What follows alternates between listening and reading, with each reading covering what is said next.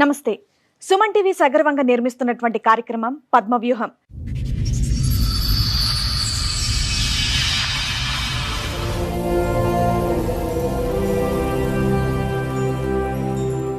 మరి ఈ కార్యక్రమాన్ని సమర్పిస్తున్నారు 6JVR జమలాపురం వారి రత్నాంజలి. మీ అదృష్టాన్ని మార్చుకోవడం ఇప్పుడు కల కాదు, 6JVR తో సాధ్యం. నాకు మ్యారేజ్ చేసేది మేడం, పెద్దలు చేసిన పెళ్ళి. ఇక తను పెళ్లి చేసుకుంటాను, నాతో ఉండడం లేదు. ఏంటంటే అతను ఏం చేస్తున్నా అంటే మేడం, చెల్లెని మ్యారేజ్ చేసుకున్నప్పటి నుంచి టార్చర్ పెడుతుండు. చెల్లె చెప్పట్లేదు.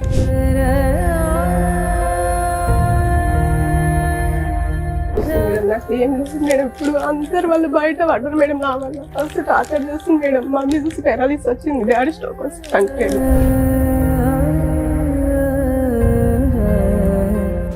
నువ్వు అంటే నాకు ఇష్టం లేదు, మా మమ్మీ నచ్చినందుకు నేను తీసుకున్నా. కట్నం గురించి నాకు ఆల్రెడీ ఇంకో అమ్మాయి ఉంది అని చెప్పింది మేడం. అమ్మ మంచుకున్నప్పుడు మేడం అమ్మ దగ్గర మాయమాటలు చెప్పి 5 లక్షలు తీసుకుండు. నేను అడగంగా నాకు 1,20,000 రాసి ఇచ్చింది మేడం. ఇప్పుడు అమ్మ మాట్లాడలేని పరిస్థితి. అమ్మా, మీరు దగ్గర ఒక 500 మందిని పిలిచి భోజనాలు పెట్టారు. కనీసం మీ ఏరియాలో పెద్ద మనుషులు గాని వీళ్ళు గాని వచ్చి ఎవడ అడగలేదా?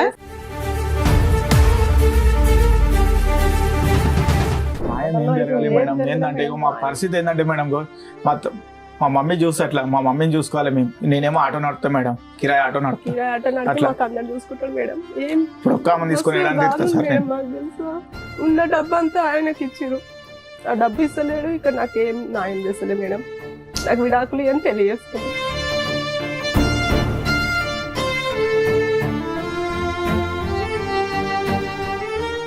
ఈ కార్యక్రమంలో మనతో పాటు ఉన్నారు ప్రముఖ హైకోర్టు అడ్వకేట్ రమ్యాకుల గారు. నమస్తే మేడం. నమస్తే. ప్రముఖ సైకియాట్రిస్ట్ డాక్టర్ కళ్యాణ్ చక్రవర్తి గారు. నమస్తే సార్. ప్లీజ్ కూర్చోండి సార్. మేడం, పల్లవి గారు ఒక సమస్యతో ఇక్కడ రావడం జరిగింది. సో ఆవిడ సమస్య ఏంటో అడిగి తెలుసు. నమస్తే అండి. నమస్తే మేడం. ఎక్కడి నుంచి వస్తున్నారు పల్లవి గారు? నేను బడపేట నుంచి వస్తున్నాను మేడం. ఓకే, మీతో పాటు వచ్చిన వాళ్ళు ఎవరు?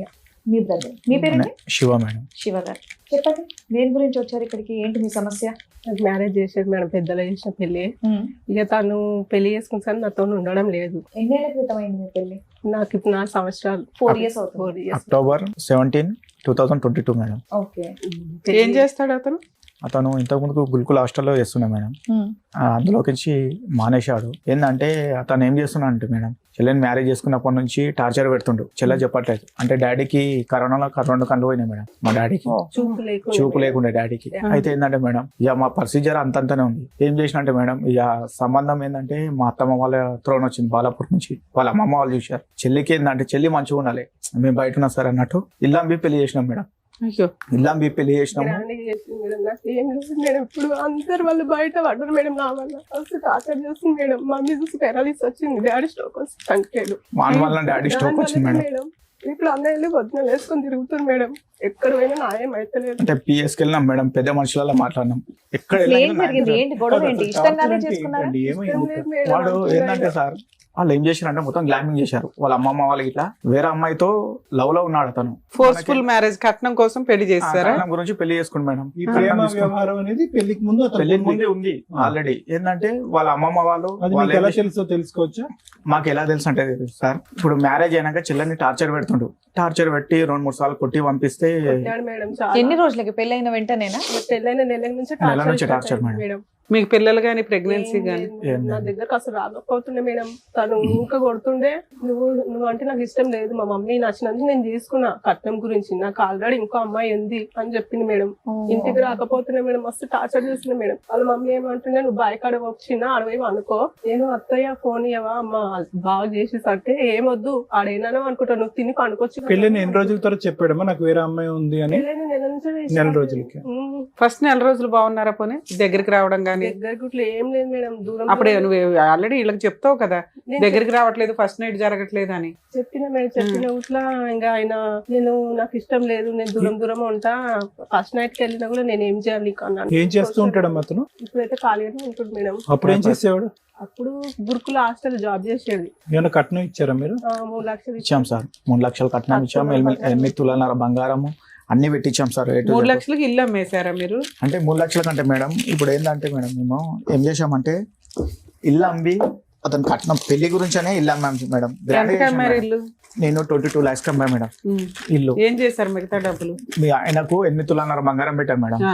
3 లక్షలు కట్నం ఇచ్చాము. ఆ.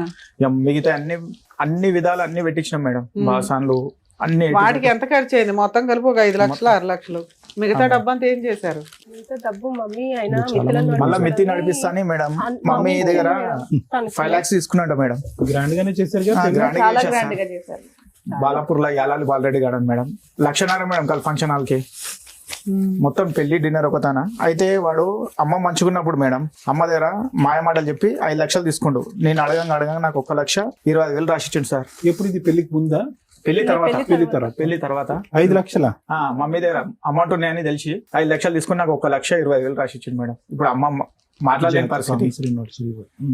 మమ్మీ ఇక అమౌంట్ ఇంకో అమ్మాయిని చేసుకున్నాను. ఫోటోస్ తీసుకుంది మేడం. ఇంతవరకు ఆ పైసలు కూడా ఇవ్వట్లేదు. నా వల్ల పైసలు ఆపింది మేడం. ఇంకో అమ్మాయితో మ్యారేజ్ కూడా అయిపోయిందా? చేసుకుని మేడం. ఇంకో బాబు ఇట్లా పుట్టిండు. ఏదో ఫోటో ఏదో అందులో ఈ ఫోటో అంటే బంగాళగూడ పిఎస్ లో నాకు ఈ ఫోటో దొరికింది madam. Pavani madam, CI madam. ఎప్పుడు చేసుకున్నాడు? ఏ ఇయర్ లో? ఇయర్ అంటే ఇప్పుడు మీ 22లోనే చేసుకుండు. అంటే ఈ చెల్లె గొడవ అవుతుంది మేడం. ఆ మధ్యలోనే చేసుకుండు. అంటే ఆల్రెడీ వాళ్ళ అమ్మమ్మ వాళ్ళ రిలేటెడ్స్ అంట మేడం. వాళ్ళు ఏం చేసిరంటే మొత్తం మాకు గ్లామింగ్ చేసిరు మేడం. ఏంటంటే వాళ్ళ అమ్మమ్మకి తెలుసు, వాళ్ళ మామయ్యకి తెలుసు, వాళ్ళ అమ్మకి తెలుసు. వాళ్ళ అమ్మకి ఎంత గజ్జాలి దిగి చూడు మేడం. ఆ అమ్మాయి ఆమె ఎంత అందరు కలిసి చేసింది మేడం. ఇప్పుడు అందరు కలిసి చేసిరు మేడం. నన్ను ఇట్లా ఇప్పుడు వాళ్ళ మమ్మీకి ఎంత మంచి దిగి చూడండి మేడం. ఫోటో వాళ్ళ మమ్మీ ఇలా దిగారు వాళ్ళతో పాటు. మమ్మీ కొత్త కోడలు వచ్చింది, దాన్ని కొట్టి పంపించినాం. దానికి అవసరం లేదు మేము అని చాలా అడ్జస్ట్ మేడం వాళ్ళ మమ్మీ కూడా. అమ్మా మీరు అంత దగ్గర ఒక 500 మందిని పిలిచి భోజనాలు పెట్టారు. కనీసం మీ ఏరియాలో పెద్ద మనుషులు గాని వీళ్ళు గాని వచ్చి ఎవడ అడగలేదా? న్యాయం తర్వాత ముందు అడుగుతారు కదా ఒక తప్పు జరిగినప్పుడు. ఎవరు లేరు మేడం. ఇప్పుడు పెద్దవాడిని నేనే. ఎక్కడ వెళ్ళినా ఏమైతుందంటే ఈ పోరాడు అనుకోని మేడం నేను ఎంత మంది తీసుకెళ్ళినా చూడండి మేడం. ఎంత మంది తీసుకెళ్లి మాట్లాడాను. ఏంది నాకు ఎటువంటి నాలుగు జరగట్లేదు మేడం. 4 ఏళ్ల నుంచి ఇదే జరుగుతుంది. ఇదే మేడం. నేను ఎవరు మన మహిళా సంఘం ఉంటారు కదా మేడం, వాళ్ళని తీసుకెళ్తే దాదాపు నాకు 2 లక్షలు అప్పైనా మేడం. వాళ్ళ అంత మందిని తీసుకెళ్ళిన మేడం. ఎక్కడ పోయినా న్యాయం జరుగుతలే మేడం. తెలుసు మీకు ఏం న్యాయం కావాలనుకుంటున్నారు? ఇప్పుడు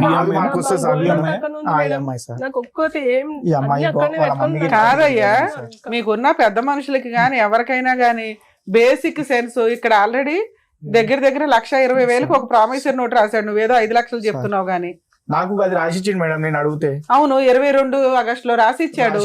ఈ ఆగస్టుకి అయిపోయింది కదా, ఏం చేస్తున్నారు మీరు కేసు వేసుకోకుండా? మేడం నాకు అడగటం కాదు మేడం. నేను ఒక్కని అయిపోయినా మేడం. 3 years అయిపోయింది ఇప్పుడు. చూడు మేడం అలా మమ్మీ వాళ్ళ తమ్ముడు మ్యారేజ్ చేసుకున్నాము. ఎవరు నడవదు అన్నారమ్మా? నీకు నిజంగానే పెళ్ళయిందిగా, ఫోటోలు ఉన్నాయిగా. ఎవరమ్మా కేసు తీసుకుంది? ఏపీఎస్ వాళ్ళు తీసుకోలేదు చెప్పండి. ఉమెన్ పిఎస్ కి వెళ్ళాం మేడం సరుణ గారు. అయితే ఏం చేసిండంటే ఆ సిఐ సార్ ఆపిండు. ఎవరు అలీ సార్ అని ఉండే. ఏ సంవత్సరంలో వెళ్ళారు? మేము ఇప్పుడు ఏంటంటే మేడం ఇక గాంగానే మాకు కోలుకోకుండా అయింది మేడం. మా ఫాదర్ చనిపోయాడు, మమ్మీకి పేరాలిసు హాస్పిటల్ తిరిగి అక్కడ నేనే టెన్షన్ అయిపోయి మేడం. ఇంటికి మా ఏంటంటే మాకు రూమ్ రెంట్కి ఇవ్వట్లేదు మేడం. అట్లా అయిపోయింది మా పరిస్థితి. మా మమ్మీని చూసి బాబు మీ కష్టాలు ఉన్నాయి కాదనట్లా. ఇప్పుడు వచ్చి ఎమోషన్ అయిపోయేంత కాదు, 3 సంవత్సరాలు అయిపోయింది. మీ కష్టాలతోటే జరిగిపోయినాయి అన్ని. దానికి కనీసం ఆ ఒక్క కేసు ఫైల్ చేసిన ప్రామిసరీ నోట్ కేసు బతికేది కదా. పెద్ద మనుషుల దగ్గరికి ఇట్లా వెళ్ళా మేడం. పెద్ద మనుషులు నాకు 8 లక్షల పేపర్ రాసిచ్చారు మేడం. మాట్లాడినాక వాళ్ళు వెళ్ళి అడిగితే వాళ్ళు ఏమంటారు తెలుసా మేడం, నాకు మేము ఇవ్వాలా? అవునమ్మా, పెద్ద మనుషులు ఎంతవరకు చేయగలరో అంతే చేస్తారు. ఇప్పుడు మేమైనా గానీ మీరు ఇప్పుడు మా దగ్గరికి ఏం ఎక్స్పెక్ట్ చేసి వచ్చారు? ఆయన పిలిపించి ఏదో సెటిల్ చేస్తామని ఓ 10 లక్షలు మీకు రాయించామే అనుకోండి. రాయించడం వరకే. అతను భయపడి కేసులకు భయపడి ఏమన్నా ఇస్తే మీకు ఇస్తాడు, ఇవ్వకపోతే మీరు కేసులు వేసుకోవాలి. కౌన్సిలింగ్ ఇచ్చి వెళ్ళిపోయాడు. అసలు నన్ను ఈమె ఎవరో అన్నట్టు ఉంటుండే మేడం. తెలుసా ఇంట్లో అంతా టార్చర్ చేస్తుంది. నువ్వు కుక్కవి మా ఇంట్లో, నువ్వు పని మనిషి. అమ్మ ఎన్ని రోజులు ఉన్నావు నువ్వు ఆయన దగ్గర? 1 రోజుల 2 నెలల మేడం. అట్లా ఓపిక పట్టుకొని సంవత్సరం 2022లో ఇంకో అమ్మాయిని పెళ్లి చేసుకుంటే నువ్వు ఎందుకుంటావు అక్కడ? ఇక మమ్మీ వాళ్ళకి చెప్పుకుని అక్కడనే ఉన్నా మేడం. అక్కడనే ఉండే మేడం. వాళ్ళు ఏం చేస్తారంటే మేడం వాడు ఇంటికి వెళ్ళట్లేదు, చెప్పలేదు. బయట బయట ఉంటాడు. ఇప్పటికి వాళ్ళ ఊర్లో లేడు మేడం. వాడు పరార్లు ఉండు. ఇప్పుడు పరాలు ఉన్నారు. అమ్మాయి ఎక్కడ ఉంది? అమ్మాయి ఎక్కడ ఉందో తెలుసా? ఆ అమ్మాయి కానీ ఆ ఫోటోలో ఉన్న కుటుంబ సభ్యులందరూ వాళ్ళు ఎవరైనా వేరే బోట్స్ ఉన్నాయి, వాళ్ళు తెలియదు. పాడి షరీఫ్ సైడ్ ఉంటారంట సార్. పాడి షరీఫ్ సైడ్ రెంట్కుంటున్నట్టు తెలిసింది. అవును తెలిసింది, కానీ ఇప్పుడు ఫోన్ గట్ట ఏమని ఫోన్ ఉంది సార్, అతను ఫోన్ నెంబర్ ఉందా? ఫోన్ ఉంది, లైవ్ లోనే ఉందా నెంబర్? లైవ్ లోనే ఉంది సార్. ఒక నెంబర్ చేంజ్ చేసిండు, ఫస్ట్ నెంబర్. ఇంత పెళ్లి చేసుకుంటే అట్లా ఇంకో పెళ్లి చేసుకుని వెళ్తే బాబాయ్, పెద్దోళ్ళు కూడా ఎలా సపోర్ట్ చేస్తున్నారమ్మా? పెద్దోళ్ళు కూడా మేడం అక్కడ పోయినా ఆయనకు వాళ్ళకి లంచాలు కదమ్మా, వాడైతే తప్పించి తిరుగుతున్నాడు, వాళ్ళ ఫ్యామిలీ మెంబర్స్ ని ఎవరిని ఇందులో కౌన్సిలర్ గారు ఎవరో వచ్చి మాట్లాడారు, మరి అప్పుడు ఏం తేలింది? కౌన్సిలర్ ఏమంటుండే తెలుసా సార్, ఇప్పుడు పెద్ద మనుషుల మాట్లాడినప్పుడు మేము రామంటుండు, కౌన్సిలర్ ఏమంటున్నా అంటే, అరే బాబు నువ్వు చేసిన తప్పు, ఎందుకంటే పిఎస్ఓలు వచ్చారు నా దగ్గరికి ఇంకోరికి, ఇట్లా నువ్వు ఇంకో మ్యారేజ్ చేసుకున్నావు, వాళ్ళకి ఇట్లా ఏమంటారు, నువ్వు ఆ అమ్మాయికి ఒక సంబంధం చూసి చెయ్యన్నారు, అంతకు మేము చేయమన్నారు, మేము నీ వల్ల వచ్చి మేము దెబ్బలు తినాలి అన్నట్టు కౌన్సిలర్ ఇలా రావట్లేదు సార్, అంటే వెళ్ళి మాట్లాడదామంటే. ఎవరు ముందడుగేస్తలే మేడం, అమ్మాయి ఇట్లా అయింది కదా నీదే తప్ప అని అందరు వాళ్ళనే తిడుతున్నారు మేడం. ఊర్లో కూడా తెలుసా, నువ్వు మంచిగా ఉంటే అమ్మాయి బయటకు ఎందుకు వెళ్తుందిరా, నువ్వే చేసినవి ఇదంతా అని తననే అన్నాడు మేడం. ఏ పెద్ద మనిషి అనడంగానే ఇంకా న్యాయం ఏం జరిగిందని? న్యాయం ఏం జరగాలి మేడం, ఏంటంటే మా పరిస్థితి ఏంటంటే మేడం, మా మమ్మీ చూస్తే అట్లా, మా మమ్మీని చూసుకోవాలి మేము, నేనేమో ఆటో నడుపుతా మేడం, కిరాయి ఆటో నడుపుతా, కిరాయి ఆటో నడిపి మాకు అందరు చూసుకుంటాడు మేడం. ఏం ఇప్పుడు ఒక్క అమ్మని తీసుకుని మేడం మాకు తెలుసా, ఉన్న డబ్బు అంతా ఆయనకి ఇచ్చిరు, ఆ డబ్బు ఇస్తలేడు, ఇక్కడ నాకేం న్యాయం చేస్తలే మేడం, నాకు విడాకులు అని తెలియజేసుకున్నాను.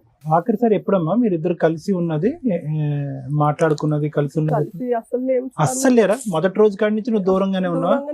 దూరంగానే పెట్టింది సార్, కొట్టి పంపిస్తే మరి 1 year ఎక్కడున్నావు నువ్వు? మీ అమ్మ వాళ్ళ ఇంట్లో ఉన్నావా? సార్ మేడం, కొట్టి అప్పటి నుంచి ఆదివారం పిఎస్కి ఎమ్మెల్సీ అయింది మేడం. బాబోయ్, ఇప్పుడు ఎంతకాలం నీ భర్తతో కలిసి ఉన్నావంటే ఒక 1 year ఉన్నానండి అన్నావు, 1 year మీ ఆయనతో లేవా? పోతుండే మేడం డ్యూటీ కానీ నైట్ డ్యూటీ మేడం. సరే ఒక రోజు కాకపోతే ఒక రోజు కూడా వస్తావా? వాళ్ళ ఇంట్లో ఉన్నావు కదా? వాళ్ళ ఇంట్లో ఉన్నా కానీ అతనితో మాటలు గానీ కలవటం గానీ లేదు. 1 year వాళ్ళ ఇంట్లో అయితే ఉందా? 1 year ఉంది మేడం. ఉంది. ఇంకోటి ఏంటంటే మేడం, వాడు రాకపోతుండే ఇంటికి. మరి ఎవరుండే వాళ్ళ ఇంట్లో? వాళ్ళ మమ్మీ ఉంటుండే, మరది ఉంటుండే. కొట్టి ఎట్లా వెళ్ళిపోతుంది అన్నట్టు కొట్టేసి సార్, కొట్టి పంపిస్తే ఎమ్మెల్సీ ఎఫ్ఐఆర్ అయిందా ఏమన్నా? ఎఫ్ఐఆర్ అయింది మేడం. ఏది చూపించండి ఎఫ్ఐఆర్ కాపీ ఉందన్నా? ఉంది. ఈ ఎమ్మెల్సీ తర్వాత ఉందిగా, క్యాజువాలిటీ ఓపీడీ ఉంది. ఇది ఎప్పుడు 23లో కదా? సార్ ఈ ఫ్యామిలీ కౌన్సిలింగ్ వచ్చాడన్నా? ఈ సార్ అతను ఏం చేస్తుండంటే, మేము వెళ్ళినప్పుడు రావట్లేడు, ఆ సిఎస్ఆర్ తో కాంటాక్ట్ చేసుకుండు. మేము ఈరోజు వెళ్ళి కూర్చున్నాము, నెక్స్ట్ డే కూర్చున్నాం, ఆ రోజు రావట్లేడు, సార్ ఇన్ఫర్మేషన్ ఇస్తుండు. మళ్ళీ నెక్స్ట్ డే ఏం చేస్తుండంటే, నెక్స్ట్ డే మేము ఫోన్ రోజు వస్తుండు, సార్ ఏమంటుండు, వచ్చి నాతో కలిసి వెళ్ళిపోయాడు అంటుండు. అదేందో అర్థం కావట్లేదు మేడం. మీరు ఇంకే లాయర్ చేత ఏ కేసులు వేయలేదు, డొమెస్టిక్ వైలెన్స్ కానీ మెయింటెనెన్స్ కానీ? అదెందుకు బాబు, ఇప్పుడన్నా వేయాలి కదా మేడం. మాకేం తెలియదు మేడం, ఇప్పటి వరకు మేము బాబు ఇక్కడ ఒక టీవీ షో ఉందని తెలిసింది, ఎంత దూరం మీ అమ్మగారు పెరాలసిస్ అని తెలిసిన ఆటోలో పెట్టుకుని తీసుకొచ్చారు, ఏ సింపతి గెయిన్ చేద్దామనో నాకు అర్థం కాల. దానికి ఒక పద్ధతి ఉంటది కదమ్మా. ఇప్పుడు ఆవిడ వచ్చి ఏం చేస్తారు, మీ వైఫ్ వచ్చారు, ఆవిడ వాళ్ళిద్దరు ఇంటి దగ్గర ఉండొచ్చు, మీరు ఏం అడగాలనుకుంటున్నారు అనేది ఇక్కడికి వచ్చి మాట్లాడొచ్చు.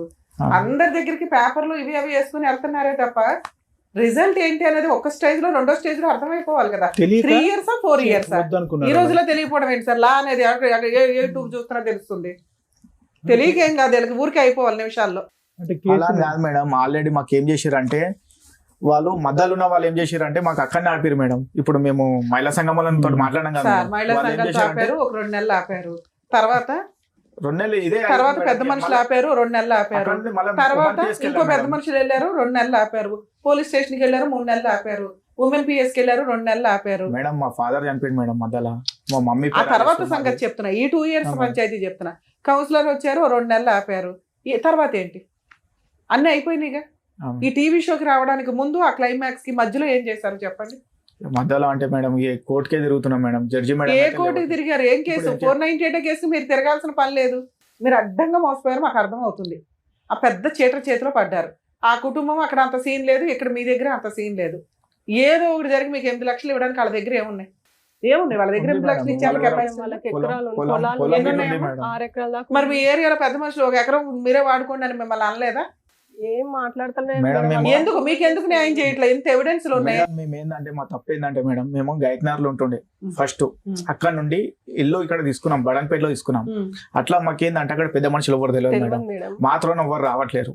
అది మాకేందంటే అక్కడ లీడర్ ఇట్లా సపోర్ట్ బేసిక్ ఒక లాయర్ ని పెట్టుకోవచ్చు. ఎవరికి మీ కేసులు మీరు అదొచ్చింది వేసుకున్న మేడం. 3 ఏళ్ళకి వాడే కోర్టు చుట్టూ తిరుగుతానికి వస్తారు. తప్పదు, ఎక్కడికి పారిపోవడం కుదరదు. కోర్టులో కొంచెం లేట్ అవుతుందేమో కానీ న్యాయం జరిగిద్ది, అంతే, జరగాల్సిందే. జరగడానికి ఉన్న ఒకే ఒక్క క్లైమాక్స్ దారి కోర్టు. కనీసం ఫ్రీ సర్వీస్ లో అని మొత్తుకుంటున్నాం మేము. దగ్గర 3 years 4 years నుంచే ప్రతి ఎపిసోడ్ లో చెప్తున్నాం. అడ్వకేట్లు పెట్టుకోలేని వాళ్ళే ఇక్కడికి వస్తున్నారు, మాకు అర్థం అవుతుంది. కానీ సోమవారం ఫ్రీ మేడం అడ్వకేట్లు గవర్నమెంట్ ప్రొవైడ్ చేసిన లీగల్ సెల్ అథారిటీలు, లోక్ అదాలతులు ఇన్ని ఉన్నాయి. ఫలానా అడ్రస్ అని క్లియర్ గా చెప్తుంటే కూడా ఇక్కడైతే దొరికేస్తారు కదా అని వస్తున్నారు. ఓకే, అప్పుడు కూడా మేము ఎక్స్ప్లెయిన్ చేస్తున్నాం. మీరు ఏం పోరాటం చేశారని ఏమీ చేయలే. బేసిక్ ఒక్క 498 వేశారు. అక్కడ ఏదో అయిపోవాలంటే ముందు అక్కడ ఉండాలి డబ్బు. అక్కడ ఉన్నా వాడు ఇవ్వట్ల, ఆస్తులు ఉన్నాయి ఇవ్వట్ల. అప్పుడు మనం ఏం చేయాలి? ఒక్క డీబీసీ ఎన్ని కేసుల్లో చెప్తున్నాం, ఆ కేసులు వేసుకుని వసూలు చేసుకోవాలి. అడ్వకేట్లు పెట్టుకోలేము. మీరు పోలీస్ స్టేషన్కి వెళ్ళినప్పుడే నెక్స్ట్ స్టెప్ చెప్తారు. బేసిక్ ఇవి తెలుసుకోవాలి కదా. మీ హక్కులు మీకు తెలియకపోతే ఎట్లా? ఇక మీ మీద కోపం కాదు, అరే ఎంత అన్యాయం జరిగినా వీళ్ళకి పోరాటం రాలేదేంటా అని. ఎవరో పోరాడాలా మీకోసం. ఇక్కడ మేము దొరికాం, వచ్చేసారు, అయిపోయాయి. పెద్ద మనుషులు దొరికారు, అయిపోయాయి. ఎవరికైనా ఏం అవసరం అంతంత టైం స్పెండ్ చేయడానికి?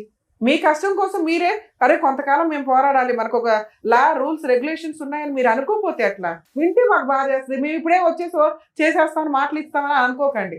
ఎందుకంటే మీరు ఏదైనా పోరాటం చేసి అరే ఇది పర్ఫెక్ట్ కేసు, మనం వెళ్ళకపోతే పని అవ్వదు అన్న వాటికి వస్తాం. మీరు బేసిక్ పనులే చేయాలి, అప్పనంగా అయిపోవాలి. మాకు బోళ్ళని కష్టాలు ఉన్నాయంటే కష్టాలే ఉంటాయి అందరికీ. కష్టాలు లేనివాడు ఎవడో ఒకళ్ళు చెప్పండి. రమ్య గారికి కష్టాలు లేవు, మేడంకి లేవు, సార్కి లేవు. ఎవరికి రేంజ్లో వాళ్ళకు ఉంటాయి. పోరాడాలి, వెళ్ళాలి. పోనీ ఖర్చు పెట్టుకోం. ఫ్రీ అడ్వకేట్లు ఉన్నారని ఎన్ని చోట్ల చెప్తున్నాం. పోనీ ఇప్పుడు కూడా చెప్తా, అలా అన్న ప్రయత్నించండి. ఇంకేమైనా ఉందా శివ చెప్పడానికి? ఏం లేదు సార్, అదే ఉంది సార్. ఏం కోరుకుంటున్నారు? మాది ఏం లేదు సార్, మా పెట్టినే ఇచ్చేస్తే సరిపోతుంది. ఎందుకంటే ఆమెకి ఒక చూసి ఇవ్వాలి కదా సార్. మాకేందంటే ఇప్పుడు ఇంట్లో ఇప్పుడు మేము రెంట్కుంటా సార్. నేను ఏంటంటే ఇప్పుడు మా వైఫ్ బాధలన్నీ అర్థమైంది. ఇప్పుడు కష్టాలు బాధలు అన్ని అర్థమైంది. ఆర్థికంగా మోసపోయారు, మానసికంగా చితికిపోయారు. చాలా దారుణాతి దారుణం. Clear cut. ఇప్పుడు మేడం అనేది ఏంటంటే మీరు ఆ పద్ధతిలో వెళ్ళకపోతే ఎంత టైం గ్యాప్ వస్తుందో మీ కేసు అంత పలచబడిపోతుంది. ప్రామిస్ ఉన్నట్టు దొరకడం మామూలు విషయం కదా సార్. పర్ఫెక్ట్ రాశాడు, ఒకే హ్యాండ్ రైటింగ్ తీసుకెళ్ళి అలా కోర్టులో ఇన్ టైమ్ లో కనీసం మీరు జులైలో వచ్చినా దాన్ని బతికిచ్చేదాన్ని. ఇప్పుడు ఎంత టైం ల్యాప్స్ అయిపోయింది సార్. ఆగస్టు 12th ఏదో రాశారు. 3 years అయిపోయింది August 12th 2025. With in 3 years madam. అవును సార్. ఇప్పుడు అది పట్టుకుని తిరుగుతున్నారు అంటే అది ల్యాప్స్ అయిందని మీకు తెలుసా?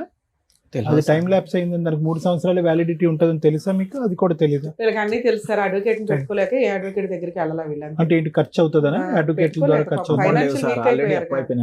ఫైనాన్షియల్ వీక్ అయిపోయారు. అమ్మకి మెడికల్ గా అవుతుంది. అమ్మ నువ్వేం పని చేయవా? ఖాళీలో ఉన్న మేడం. ఏమమ్మా ఖాళీగా ఏదో అవార్డు ఫంక్షన్ లాగా చెప్తున్నావు. బాగానే ఉన్నావుగా, పని చేయలేవా? చదువుకోలేదా? ఏదో ఒకటి చేసుకోవచ్చు కదమ్మా. ఖాళీ హైదరాబాద్ చదువుకోలేనాడు బోర్డు పనులు. వీళ్ళకి ఆ అబ్బాయికి లీగల్ దెబ్బ తప్ప భయమే లేదు. ఎందుకంటే వీళ్ళ బ్యాక్గ్రౌండే స్ట్రాంగ్ గా లేదు. ఒప్పుకొని వాడు పేపర్ ఇలా రాశాడు. ఏదో ఆ పేపర్ ఏదో వాడు ఒప్పుకుని రాసిన పేపర్. వాళ్ళు ఏంటంటే నాకు వైట్ పేపర్ మీద రాసిచ్చారు సార్. వాళ్ళ ఊరు మొత్తం అంతే ఊరు సార్. వాళ్ళు పెద్ద మనుషులు ఏదైనా ఎటువంటి న్యాయం వాళ్ళు ఏంటంటే అనకండి. ఆ మాట ఇరిటేటింగ్ గా ఉంది వినడానికి. పెద్ద మనుషులకి ఏం పని న్యాయాలు చేయడానికి? పెద్ద మనుషులకి ఏం పని మేడం? రాపిచ్చారు వాళ్ళు అంతమంది. ఇప్పుడు మమ్మల్ని అడిగారు, రేపు నువ్వు బయటకు వెళ్ళి మమ్మల్ని కూడా అలాగే అనేలా ఉన్నారు మీరు. సరే, ఇది రాసినప్పుడు తర్వాత ఇప్పుడు ఇది రాశాడు, తర్వాత ఏమైంది? ఫాలో అప్ లోకి వెళ్ళారా మీరు? వెళ్ళాం సార్. వెళ్తే పెద్ద మనుషులు అలా పిలిస్తే రావట్లేదు ఇక. అంటే అక్కడ నుంచి ఇక ఇల్లు కాల్ చేసేసి వేరే సైడ్ రెంటుకున్నాను. సార్ మీరు చెప్పిన ప్రతి మాట నిజం, మేము నమ్ముతున్నాం, మాకు తెలుస్తుంది. కానీ పెద్ద మనుషుల దగ్గరికి వెళ్ళాం, న్యాయం జరగలేదు. టీవీ షోకి వెళ్ళాం, న్యాయం జరగలేదు. పోలీస్ స్టేషన్కి వెళ్ళాం, న్యాయం జరగలేదు. కొన్ని న్యాయాలు టైం ప్రకారం జరుగుతాయి. పర్ఫెక్ట్ వేలో వెళ్తే జరుగుతాయి. పిచ్చి వేలోనే ట్రై చేసేసారు మేడం. పిఎస్ నుంచి కానిస్టేబుల్ ఇచ్చి పంపించారు మేడం. ఇంటికి ఇట్లా లాక్కుంది, ఫోటో ఇలా తీసుకొని వచ్చాం మేడం. అంతకంటే పోలీసులు ఏం చేస్తారు మీకంటే? దాన్ని బట్టి పోలీసులు మాక్సిమం చేశారు. మీది జిడ్డు కేసు కింద లెక్క. జిడ్డు కేసుకి మీరు ఫస్ట్ చేయాల్సిన పని ఏంటో తెలుసా? రియలైజ్ అవ్వాలి. ఓహో మనం మోసపోయాం. ఈ రోజున సైబర్ క్రైమ్ లో ఉత్తిని మోసపోతున్నారు జనాలు. ఆ మోసాల్లో మనం ఒకళ్ళం. ఓకే, ఒక ఆడపిల్ల సొమ్ము తిన్నవాడు ఎవడో బాగుపడ్డు, అందులోనే ఆడపిల్లని మోసం చేశాడు. దీనికి మనం స్ట్రాంగ్ అవ్వాలి అంటే మనకున్న కష్టాలకి ఆల్రెడీ మీ అమ్మగారు పెరాలసిస్, ఆవిడ మెడికల్ అవుతాయి, మీ భార్యాభర్తలు పోషించుకోవడానికే సరిపోతుంది. ఈ అమ్మగారికి తిండి పెట్టుడే ఎక్కువ నా దృష్టిలో అయితే. ఎందుకంటే నేనేమి చెయ్యను మేడం అనే అమ్మాయిలు అంటే నాకు చాలా కోపం. కాళ్ళు చేతులు లేనోళ్ళు, కళ్ళు లేనోళ్ళు కూడా ఏదో పని చేసుకుని బతకాల్సిన పొజిషన్ లో మనం ఉన్నాం ఈ సమాజంలో. ఎందుకంటే ₹1,00,000 వచ్చినా చాలా వాళ్ళ రేంజ్ లో వాళ్ళకి ఆ ఖర్చులు ఉంటాయి. నువ్వు ఒక్కడే ఆటో తోలుతూ ఇంతమందిని పోషిస్తున్నావంటే అరే నేను ఏదో ఒకటి చేయాలి కదా అన్న కోసం కనీసం అమ్మాయి అనుకోవాలిగా. ఏంటి భేద ఏడుపులు ఏడుస్తున్నారు? ఆ అమ్మాయిని బయటకు పంపించి మీరు ఉద్యోగం చేయించలేకపోయారు, పని చేయించలేకపోయారు. ఏంటి మీ పౌరుషం ఏంటి? నాకు ఒక దానికి రీజన్ చెప్పండి. మేము సర్వీస్ చేయాలా లేదా ఆలోచిస్తాం. ఆ పేపర్ పనికి వస్తుంది, నన్ను లీగల్ కదా పనికిరాని పేపర్. అంటే మమ్మీ డాడీ ఉన్నప్పుడు ఇట్లా ఏమో ఇక్కడ పంపించలేదు మేడం. ఇప్పుడు ఏంటంటే ఇప్పుడు ఈ పరిస్థితులు ఉంటే ఏమన్నా నిందలు వేస్తారు అన్నట్టు. ఏమి నిందలు వేస్తారు సార్? ఏ సమాజంలో ఉన్నారు మీరు? ఏ సమాజంలో ఉన్నారు? ఆడపిల్ల బయటికి వెళ్ళి జాబ్ చేస్తే నిందలు వేస్తారా? క్యారెక్టర్ ఎప్పుడు జనాలు అబ్జర్వ్ చేస్తూనే ఉంటారు. ఎవరి పని ఆడు చేసుకెళ్తుంటే కుక్కల మరుగే వాటి గురించి పట్టించుకోవసరలా. ఒకటి ఏ అమ్మాయి అన్నా కరెక్ట్గా ఉంటే మరీ పొడిసి అంత హీనమైన సమాజంలో ఎవరు లేవు. అలా అయితే ఎన్ని సంవత్సరాలు దాచుకుంటాం? 6 లక్షలు 8 లక్షల కోసం ఎన్ని సంవత్సరాలు దాచుకుంటాం? సరే 8 లక్షలు వస్తే ఏం చేస్తావు? 8 లక్షలతో ఆవిడ సరిపోతే జీవితకాలం బతికేయడానికి మళ్ళీ ఇంకోటి ఏమన్నా తీసుకొచ్చి అంటగడతారు. ఇంతేగా. ఆ అమ్మాయికి ఒక కుటుంబం కావాలో, భర్త కావాలో, పిల్లలు కావాలి. ఇంతేగా మీ దృష్టిలో. అది నాకు నచ్చలేదు. మీ కేసు నేను ఎందుకు ఎమోషన్ రీచ్ అవ్వట్లేదంటే అరే వీళ్ళకి ఎన్ని కష్టాలు ఉన్నాయి, మారాలనే అనుకోవట్లా. ఛాన్స్ ఉంది, స్టామినా ఉంది. ఈ మ్యారేజ్ ఏంటంటే మొదటి రోజు నుంచి ఇది వన్ వే ట్రాఫిక్. ఏదైతే కనుక అనాలిసిస్ ఆర్ ఇన్వెస్టిగేషన్ పెళ్లికి ముందు జరగాలో అది బహుశా ఏంటంటే అంత క్లోజ్డ్ సీక్రెట్ ఏమీ కాదు. ఆ వ్యక్తి ఏంటి, వ్యక్తిత్వం ఏంటి, ఇంత బహిరంగంగా ఒక అమ్మాయితో ఫోటోలు తీసుకున్నటువంటి వాడు ఆ ఊరు వాడు ఆ చుట్టుపక్కల ఇరుగు పొరుగులు ఏమన్నా లవ్ స్టోరీ నడిచిందంటే కనుక ఖచ్చితంగా చెప్తారు. ఎంత బహిరంగంగా ఉందో చూడండి. అది ఫోటోలు కానీ ఇవి కానీ ఆ పెళ్లి కానీ చాలా ఆడావిడంతా మామూలుగానే ఉంది. కుటుంబ సమేతంగా ఆ అమ్మాయిని దగ్గరుండి పెళ్లి చేశారు. అంతా చాలా కథ నడిచింది. ఇటు వచ్చి ఏంటంటే కనుక వాడిని ఊరికనే ఒక మగాడిని అలా వదిలిపోయకూడదు, వాడిని మార్కెట్లో పెట్టాలి, మార్కెట్లో పెట్టి వాడు ఎంఆర్పి ఎంతో కనుక్కోవాలి. సో ఆ ఎంఆర్పి ప్రకారం మీరు 3 లక్షలు ఇచ్చారు, ఘనంగా పెళ్లి చేశారు, ఒక ఇంటోడు అయ్యాడు. వాడు ఏమనుకున్నాడంటే వచ్చిన కాడి నుంచి మిమ్మల్ని తోలుబొమ్మలాట్లాగా ఇంట్లో ఒక మనిషిలాగా పెట్టి ఉద్యోగం సద్యోగం అనుకుంటూ ఊరు వాడ తిరుగుతూ వేరే సెటప్ పెట్టుకుని అక్కడ కాపురం చేశాడు. ఆ 1 year పాటు కేవలం వాడు 1 year పాటు చేసింది ఏంటంటే కేవలం నీకేంటంటే ఇమోషనల్ గా విరిగిపోయేటట్టు చేశాడు. దొరికినట్టు అందనట్టు బయట ఉంటూ ఏంటి అసలు మొగుడు అనేవాడు ఉన్నాడా, ఒంట్లో ఉన్నాడా అంటే ద ప్లాన్. నేను అనేది ఏంటంటే ఈ విధంగా వచ్చేటటువంటి వాళ్ళకి ముందు నుంచి clear cut plan of action ఉంటుంది. ఈ ప్లాన్ లో కేవలం వాడు ఒక్కడే భాగస్వామి కాదు, మొత్తం కుటుంబ సభ్యులు అందరూ భాగస్వామి. ఎందుకంటే కనుక అరే సమాజం గురించో కట్నం గురించో మనం పెళ్ళైతే చేస్తాము, తర్వాత నువ్వు ఆడుకుంటావో పాడుకుంటావో నీ ఇష్టం, ఆ అమ్మాయిని ఉంచుకుంటావో పంపిస్తావు నీ ఇష్టం అని చెప్పి. ఇక్కడ చూసారా ఏమైందో? కొట్టడం అనేటటువంటిది ఒకసారి జరిగింది, కానీ ఇమోషనల్ గా మాత్రం సఫికేట్ చేశారు. నేను ఇమోషనల్ గా సఫికేట్ చేయటం అంటే కనుక ఏమవుతుందో అక్కడ నీకు తెలియదు, గందరగోళం. పెళ్ళైన కాడి నుంచి ఫస్ట్ నిన్ను నువ్వు పూర్తి స్థాయిలో అర్థం చేసుకుని నిన్ను పూర్తి స్థాయిలో అతనికి ఇంట్రడ్యూస్ చేసుకునే లోపలే నీకు వేరే అమ్మాయి నా జీవితంలో ఉందని ఇంట్రడ్యూస్ చేశాడు. తర్వాత ఇంకా అక్కడి నుంచి అరే వేరే అమ్మాయి ఉందా అనేటటువంటి ఆలోచన నీకు పూర్తి స్థాయిలో జీర్ణించుకునే లోపలే ఇంట్లోకి రావటం వెళ్ళటం ఇవన్నీ జరిగింది. అంటే నేను అనేది ఏంటంటేనమ్మా ఇక్కడ 2 mistakes. ఓకే, ఒలిగిపోయినటువంటి గ్లాసులోంచి ఒలిగిపోయినటువంటి పాలు గురించి ఆలోచించేది ఏంటి, మిగిలినటువంటి పాలు తాగి కడుపు నింపుకోవచ్చు కదా అనేది ఒక సామెత. అంటే ముందు జరగవలసినటువంటి ఇన్వెస్టిగేషన్ జరగలేదు, ఎవడో ఒకడు వచ్చాడు, పూర్తి స్థాయిలో కుటుంబ సమేతంగా అందరూ వచ్చి మీ కుటుంబ సమేతంగా అందరినీ మోసం చేశారు. మామూలు అసలు ఒక దిగు స్థాయి అంటే ఆర్థికంగా లోవర్ క్లాస్లో ఉండేటటువంటి మీరు అసలు ఆ పెళ్లి చూస్తే కనుక ఎవరికన్నా కళ్ళు బయర్లు గమ్ముతాయి. ఎంత ఘనంగా చేశారు అసలు ఎంత ఘనంగా ఘనంగా చేశారు.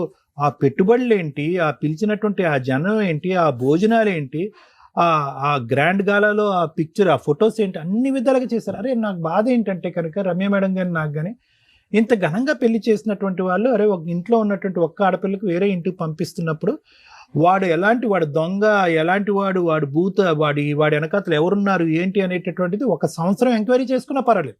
అంటే నీలాంటి ఆడపిల్లలు ఎవరైనా కూడా అరే ఈడేదో జాబ్ చేసేస్తున్నాడు, హైట్ ఉన్నాడు, వెయిట్ ఉన్నాడు, కుటుంబం అంతా కూడా మంచిగా అనిపిస్తుంది అని చెప్పి ఈ పైకి కనిపించేటటువంటి హంగులు కాకుండానే లోతుగా వెళ్ళి ఇన్వెస్టిగేట్ చేయడానికి ట్రై చేయండి. అది చాలా ఇంపార్టెంట్. ఎందుకంటే మీరు పెట్టినటువంటి ఖర్చు చూస్తే కనుక ఆ సంబంధం మీకు ఏ స్థాయిలో నచ్చితే కనుక అంత ఖర్చు పెట్టారు. మీరు ఏ స్థాయిలో నచ్చింది మీకు అంటే ఇలాంటి తిరుగులేనటువంటి సంబంధం, అంత గొప్ప సంబంధం అని చెప్పి ఖర్చు పెట్టారు. కరోనా టైంలో మీ నాన్నగారు కళ్ళు పోయి ఇలాంటి నానా ఇబ్బందుల్లో ఉన్నా కూడా ఎక్కడా వెనకాడకుండా పెళ్లి జరిపించారు. రెండో అంశం ఏంటంటేనమ్మా సార్ మొదట్లో బాగానే ఉన్నాడు, తర్వాత మనిషి మారిపోయాడు అనేటటువంటి చాలా సందర్భాలు ఇక్కడ సహజంగా మేము చూసేటటువంటిదమ్మా. ఇక్కడ డే 1 నుంచే ఒక మారు మనిషిని మీరు చూశారు. డే వన్ నాకు వేరే అమ్మాయి ఉంది, వేరే అమ్మాయిని నేను పెళ్లి చేసుకుని నాకు వేరే లవ్ స్టోరీ ఉంది, నువ్వు ఉన్నావు ఉన్నట్టే, నాకు అక్కర్లేదు అనేటటువంటి మనిషి నీకు నువ్వుగా ఏదో ఇన్వెస్టిగేట్ చేసుకుని అతను ఫోన్ చెక్ చేసో లేదంటే మార్కెట్లో ఒక అమ్మాయితో తిరుగుతున్నట్టు కాదు. సహజంగా మీ స్టేజ్ మీద చూసేటటువంటిది అతనికి ఓన్గా వచ్చి నీకు డిక్లేర్ చేశాడు. అంటే దొంగోడు వచ్చి నేను దొంగ డాష్ అని నీకు ఓపెన్గా చెప్పుకున్నప్పుడు అక్కడి నుంచి మీరు ఇంకా వెయిటింగ్ ఏం ఆడకూడదమ్మా, హైపర్ అలర్ట్ అయిపోవాలి మీరు. అంటే ఇంకా వన్ వే ట్రాఫిక్ అని నేను అన్నాను స్టార్టింగ్ నా ఓపెనింగ్ స్టేట్మెంట్లో. అంటే అది నిలిచేటటువంటి పెళ్లి కాదు, ఊడేటటువంటి పెళ్ళి. ఎందుకంటే కనుక కపట్ నాటకం కానీ దొంగ నాటకం కానీ కుటుంబ సమేతంగా అందరూ చేసినటువంటి మోసం అక్కడే బహిర్గతం అయిపోయింది. అక్కడ మొదలైనటువంటి కథ ఎక్కడ వేసిన గొంగలు అక్కడే ఉంది ఇప్పటికీ కూడా. డబ్బులు పోయినాయి, పరువు పోయింది. మొత్తం మీద మీరు ఇంత పరువు పోగొట్టుకుని మీకు కసి కోపం ఎలా రగిలిపోవాలంటే, కసి కోపంతో ఆయన ఏదో కొట్టేసి చంపేమనట్లేదు, అసలు కేసుల మీద కేసులు వేసి అసలు ఊపిరి సలపనివ్వకూడదు, వాడికి ఉక్కిరి బిక్కిరి చేయాలి. అప్పుడు సచ్చినట్టు వచ్చి సిట్టింగ్కి వస్తాడు, కాంప్రమైజ్ వస్తాడు. మీరు ఆ ఒక్క స్టెప్ తప్ప మిగతా అవన్నీ చేశారు. ఇప్పుడు ఏమైంది, అవన్నీ చేయటం వల్ల వాళ్ళని పిలిపించుకోవటాలు, వాళ్ళకి కూడా కొద్ది గొప్ప ఎవరన్నా అవనియండి కొద్ది గొప్ప డబ్బులు ఇవ్వటాలు, వాళ్ళ భోజనాలు కాఫీలు, మీ పెట్రోల్ ఖర్చులు, అక్కడ తిరగటాలు ఇక్కడ తిరగటాలు, ఇవన్నీ తడిపి మోపుడయింది కదా. దాని బదులు ఒక లాయర్ని పెట్టుకుని ఈ పాటికి మొత్తం గట్టిగా బిగించుంటే వాడు కాలబేరానికి రాడు. ఇప్పుడు వాడికి అర్థమైపోయింది. ఇందాక నుంచి ఏమంటున్నారంటే మేడం కానీ నేను కానీ మిమ్మల్ని సైకలాజికల్గా బలహీనం చేసి మిమ్మల్ని అన్ని పద్ధతుల్లోంచి వెళ్ళేటట్టు చేసి, ఏ పద్ధతుల్లో అయితే కనుక మీరు వెళ్తే ఖచ్చితంగా ఓడిపోతారు అన్ని పద్ధతుల్లో మిమ్మల్ని పంపించేటటువంటి విధంగా చేసి, ఎక్కడికి రమ్మన్నా ఆ పంచాయతీకి వచ్చి, ఎక్కడ సంతకం పెట్టమన్నా అక్కడ సంతకం పెట్టి, ఆఖరికి మీ పరిస్థితిని ఎలా క్రియేట్ చేశాడు అంటే కనుక మీరు ఇది తప్ప మీరు ఏమీ చేయలేరు. ఊరికనే చూడండి మీ బ్రదరు బహుశా అతని జీవితకాలం సరిపోదేమో అన్ని ఎవిడెన్స్లు కలెక్ట్ చేసుకున్నాడు. వచ్చిన కాడి నుంచి ఎవిడెన్స్ల మీద ఎవిడెన్స్లు చేస్తున్నాడు. బయట పేపర్లోనే ఇన్ని ఎవిడెన్స్ ఉన్నాయి, అతని ఫోన్లో స్టోరేజ్ కూడా నిండిపోయింది మొత్తం, అన్ని ఫోటోలు గిటోలు, సఖీ దగ్గర ఫోటోలు అన్నీ. అంటే ఇన్ని ఆధారాలు పెట్టుకుని ఆ ఆధారాలన్నీ ఏం చేశారంటే బీరువాలో పెట్టి తాళం వేసి జోబులో పెట్టుకుని జోబులో నింపుకున్నాము. ఆధారాలన్నీ కూడా ఒక ట్రాక్లోకి వెళ్ళి ఒక పద్ధతిగా మీరు పట్టు బిగించుంటే కనుక ఈ పార్టీ గెలిచేసేవారు, మీరు అయిపోయి ఉండేది. ఎందుకు మీరు ఇంకా ప్రైవేట్ పంచాయతీలు, టీవీ షోలు ఇలాంటి వాటి మీదే ఆధారపడుతున్నారు అనేటటువంటిది మా బాధ. పోనీ కలవటానికి ఏమైనా అవకాశం ఉందా? ఎవరైనా కూడా యూజువల్గా ఇలా వచ్చి కూర్చునే వాళ్ళు ఎవరంటే, సార్ 3 years బాగానే ఉన్నాడు, తర్వాత ఒక అమ్మాయి ఎవరో పరిచయం అయిందో ఆ అమ్మాయితో కనెక్ట్ అయ్యాడు, మంచిగా ఉన్నటువంటి మగాడు తర్వాత మారిపోయాడు అనేటటువంటి చోట మనం ఏంటంటే ప్లాన్ బి, అది 2-way ట్రాఫిక్. అంటే కలపాలన్నా కలపచ్చు, విడగొట్టాలన్నా విడగొట్టచ్చు, ఫైనాన్షియల్ కంపెన్సేషన్ కావాలన్నా తీసుకురావచ్చు. ఇక day 1 నుంచి మీకు స్మెల్ తెలిసిపోయింది వీడు కరెక్ట్ కాదని చెప్పి. సో కాబట్టి ఏంటంటే ఇప్పటికైనా నేను చెప్పేది ఏంటి అంటే కనుక దయచేసి ఈ వేదిక వరకు వచ్చినటువంటి మీరు అర్థం చేసుకోవాల్సింది ఏంటంటే, సానుభూతుల గురించో లేదంటే అయ్యో ఎంత అన్యాయం అయిందమ్మా ఇంత నష్టం జరిగిందా అనేటటువంటి మాటల గురించో, మీ పనులు మేము చేసేస్తాం, డోంట్ వరీ, వాడిని పిలిపించి మేము సంతకం పెట్టించేస్తాం అని చెప్పి చల్లబల్లు కబుర్ల గురించో మీరు దయచేసి ఈ బుట్టలో పడకండి. ఒక సిస్టమేటిక్గా ఒక పద్ధతి వ్యవహారం అనేటటువంటిది ఉంది. అది కొద్ది టైం పట్టినా లేట్ అయినా ఖచ్చితంగా అది ఒక మార్గాన్ని డిసైడ్ చేస్తుంది. ఎక్కడున్నా కూడా కొండను తవ్వైనా కూడా వాడు బయటకు వస్తూ ఉంటాడు. ఆ ఒక్క మార్గం తప్ప మీరు ఏం చేయలేదు. వాడిని తల పగలు కొట్టాడు, ఎమ్మెల్సీ అయింది. ఏం ఉపయోగించుకున్నారు ఆ ఎవిడెన్స్ని? మీరు హత్యాయత్నం పెట్టలేదా, అటెంప్ట్ టు మర్డర్ పెట్టలేదా? ఎమ్మెల్సీ అయిందమ్మా, స్కల్ ఇంజరీ, ఫ్రాక్చర్ అయింది, ఎక్స్రేస్తో పాటు మొత్తం అంతా కూడా మీ దగ్గర ఎవిడెన్స్ ఉన్నాయి. ఫాలో అప్ ఏది? ఒక కాగితం పట్టుకుని ఏదో ప్రామిసరీ నోట్ పట్టుకుని అది ఎక్స్పైర్ అయినటువంటి 3 సంవత్సరాల తర్వాత అది జోబులో పెట్టుకుని అది తిరుగుతున్నారు మీరు. ఆ డబ్బులు కూడా మాయమైపోయినట్టేగా. సో ఇప్పటికైనా అమ్మా ఇప్పుడు ఒకటే గుర్తుపెట్టుకో, దిగేమో ఎంత లోతుందో మనకు తెలుసు ఇందులో. ఓకే, ఇప్పుడు మనకి స్విమ్మింగ్ రాకపోయినా స్విమ్మింగ్ చేయాలి, కొట్టాలి అంతే, కాళ్ళు చేతులు ఆడాలి, కొట్టాలి అంతే, కనుక తేల్తాం, లేదంటే మునిగిపోయి చచ్చిపోతాం అంతే, ఏం బతకలేం మనం. ఈరోజు మీరు పోరాడేది దేని గురించి? ఓన్లీ ఒక్కటే మిగిలింది ఇక్కడ, పరువు అనేటటువంటిది మీరు తీసుకోలేదు, వాడు తీశాడు. ఘనంగా మీరు చేసినటువంటి పెళ్లి వల్ల మీరేమీ నష్టపోలేదు, మీరు తలదించుకోవాల్సినటువంటి అవసరం లేదు. ఈ రోజు మీరందరూ కలిపి ఒంటి చేతి మీద ఇతను మొత్తం కుటుంబాన్ని నడిపిస్తున్నాడు. అది మామూలు పరిస్థితి కాదు, పెద్ద వయసు కూడా ఉండదు ఈ అబ్బాయికి. ఈ అబ్బాయికి ఫస్ట్ మీరు ఇవ్వాల్సిన అందరూ కదా, పద నేను ముందు పద, ఇలాగ ఈ పంచాయతీలు ఇవన్నీ వద్దు, నేను దమ్ము ధైర్యంగా నేను ఉంటాను, నా కాళ్ళ మీద నేను నిలబడతాను, పెళ్ళి ఉంటేనే జీవితం, పెళ్ళి లేకపోతే వేస్ట్ వ్యర్థం అనేది కాదు, నా కాళ్ళ మీద నిలబడి నేను ఉద్యోగం నేను చేదోడు వాడ్డాడుగా ఏదో ఎంతో కొంత సంపాదిస్తాను, నువ్వు మనోధైర్యంతో ఉన్నా అన్న, మనం ఫైట్ చేద్దామని చెప్పి అతనికి ధైర్యాన్ని ఇవ్వండి మీరు ఫస్ట్. మోస్ట్ ఇంపార్టెంట్ అది. ఇది ఒక్కటే మార్గం అమ్మా. నేను చెప్పేది ఏంటంటే కనుక ఇక్కడ పరువు, ప్రతిష్ట ఇవన్నీ తీసి పక్కన పెట్టండి. ఫైనాన్షియల్ కంపెన్సేషన్ గురించే మీరు ఈరోజు ఇక్కడ కూర్చున్నారు. దానికి ఉన్నటువంటి ఏకైక దారి లాయర్ మేడం చెప్పినట్టుగా లీగల్ అప్రోచ్. దాన్ని నమ్ముకోండి, మిగతా అన్ని తీసి పక్కన పెట్టండి. సుడో ప్రామిసెస్, ఫాల్స్ ప్రామిసెస్ మేము చేసేస్తామని ఎవరన్నా పెద్ద మనుషులు కూర్చుంటే కనుక ఎవరిని కూర్చోనివ్వద్దు. ఎందుకంటే అందరినీ కూడా టోపీ వేయగలిగేటటువంటి సమర్థుడు మీ సోకాల్డ్ భర్త. Thank you. మేడం సార్ మీ ఇంట్లో ఎవరెవరు ఉంటారు సార్? నేను, మా వైఫ్ మేడం, మమ్మీ, సిస్టర్. మీకు ఎంతమంది పిల్లలు? పిల్లలు లేరు మేడం. 5 years అవుతుంది మ్యారేజ్. మీ వైఫ్ ఏమైనా జాబ్ చేస్తారా? బ్యూటిషియన్ చేస్తుంది. ఆవిడ చేయొచ్చా జాబ్? బ్యూటిషియన్ చేస్తుంది మేడం. అదే ఆ పని ఆవిడ చేయొచ్చా? చేయొచ్చు కానీ మీ సిస్టర్ చేయకూడదు అని మీ అంటున్నాను. సిస్టర్ చేయకూడదు అట్లా ఏం లేదు మేడం. కాకుండా అంటే ఇప్పుడు ఎంత అయ్యింది సార్? మీ మళ్ళా. వైఫ్ బ్యూటిషియన్ వర్క్ చేస్తుందంటే ఆ సరౌండింగ్స్ లోనే ఆవిడ అండర్లోనో ఆవిడ పక్కనో తను చేసే చోట మీ సిస్టర్ ని కూడా పంపించవచ్చు. అంటే 1 month ఎందుకంటే ఒక కన్న తల్లిలాగా రక్షణగా మీ వైఫ్ ఉంది. నిజంగా అమ్మాయిని అప్రిషియేట్ చేయాలి సార్. పెరాలసిస్ అత్తగారు భర్త వదిలేసిన పాప మా అమ్మాయి తప్పేమీ లేదు, అయినా కూడా ఇలా ఒక ఆడపడుచుని ఎంటర్టైన్ చేస్తూ మీ ఇద్దరు కష్టార్జితంతో నలుగురిని పోషించుకుంటూ వెళ్తున్నారు చూసారా. మీకు ఓకే బ్రదర్గా మీకు ఓకే, మంచి మంచి బ్రదర్. ఈ మధ్య బ్రదర్స్ అంత ఎమోషన్ కనిపించట్లే. మీ వైఫ్కి హ్యాట్సాప్ చెప్పాలి. ఎవరు సార్ ఈ రోజుల్లో ఏ వదినండి బాబు ఎట్టా కూర్చోబెట్టి వంట ఇప్పుడు చేయగలిగితే ఇంట్లో ఏమైనా శుభ్రం చేసి వంట చేస్తుందేమో, అంతకు మించి ఇది అస్సలు నాకు నచ్చలేదు సార్. ప్లీజ్ నా రిక్వెస్ట్, మీ వైఫ్తోనే పంపిస్తారు. ఆడపిల్ల సంపాదించాలి, అవసరం వచ్చిన రోజు. ఆ అమ్మాయికి అవసరం వచ్చింది, 3 ఏళ్ళు కూర్చోబెట్టేశారు. సంపాదించి కాపురాలు నాశనం చేసుకోమని నేను చెప్పట్లా. ఎందుకు చదివించారు? ఇంటికి సంబంధించి అన్ని బాధ్యతలు టాలెంట్గా చేసుకుని వెళ్తుందని. అవసరం వచ్చిన రోజు ఫైనాన్షియల్ సపోర్ట్, తనని తాను పోషించుకోగలిగిద్దని. ఓకే. ఈరోజు తనని తాను పోషించుకునే పొజిషన్లో లేదు. మీ వైఫ్ కరెక్ట్గా లేకపోతే ఏడబోయేది? మీరు గుండెలు బాదుకొని కూడా అరే మా అమ్మకి మా చెల్లికి నేను ఏదైనా చేద్దాం అనుకున్నా చేయలేకపోతున్నానని చేతులు కట్టుకోవాలి, లేదా మీ వైఫ్ని వదిలేసి ఇక్కడికి రావాలి. మీకు జీవితం ఉండదుగా అప్పుడు, అవునా? అందుకు మీ వైఫ్ని నేను అప్రిషియేట్ చేశాను. మీ ముగ్గురు జీవితాల్లో మీ వైఫ్ మీద ఆధారపడం. ఇక్కడికి కూడా వేస్ట్ అయినబ్బా రావడం అని అనుకోకండి. ఎందుకంటే ఇప్పటిదాకా మీ చిప్లో ఏం చేయాలనే దానికి ఫాస్ట్గా అయిపోవాలి, ఫాస్ట్ ఫార్వర్డ్లు అయిపోవాలి, పెద్ద మనుషుల దగ్గరికి వెళ్తే అయిపోద్ది, పోలీస్ స్టేషన్, ఇవన్నీ చేశారు చూసారా. ఎవరికైనా నేను అదే చెప్తాను సార్, కోర్టు వద్దు. చచ్చిపోతున్నారు కోర్టులో జడ్జెస్. పొద్దుట కూర్చుంటే అర్ధరాత్రులు కూడా వర్క్ చేస్తున్నారు. ఇంకా అడ్వకేట్ల కన్నా బ్రీతింగ్ టైం ఉంటుందేమో. మీకు మీ ఒక్కటే కేసు, ఆ డిస్ట్రిక్ట్లో ఉన్న కేసులన్నీ పాపం వాళ్ళకే ఉంటాయి.